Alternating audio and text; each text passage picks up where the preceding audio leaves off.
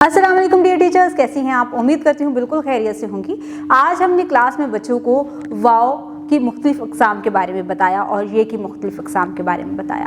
आपने बच्चों को वाज़ेह तौर पर बताना है कि वाव की कितनी अक़साम होती हैं, किस तरह से। जैसे हमने अलामतों के बारे में पढ़ा तो वाव से पहले हर्फ पर अलामतें बदलती जाती हैं तो उनके नाम भी बदलते जाते हैं और उनकी आवाज़ की पहचान करने के लिए हमने कुछ एग्जाम्पल्स दी हैं जो आपने बच्चों को क्लास में करवाई हैं।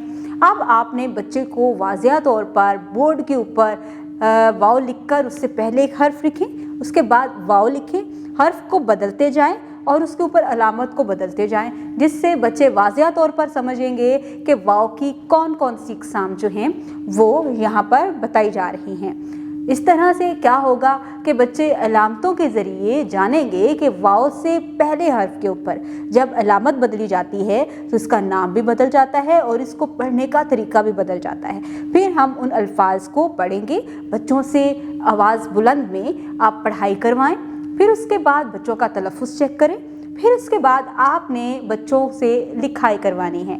जब बच्चों को लिखाई की तरफ लेके आएँ तो बोर्ड के ऊपर आप लिखाई करवा सकते हैं या उनको क्लास वर्क में ऐसा वर्क दें जहाँ पर बच्चे खुद नए अल्फाज भी लिखें और जो किताब में उन्होंने पढ़े हैं उन अल्फाज को भी लिखें। इस तरह से बच्चा पढ़ने और लिखने के काबिल होगा।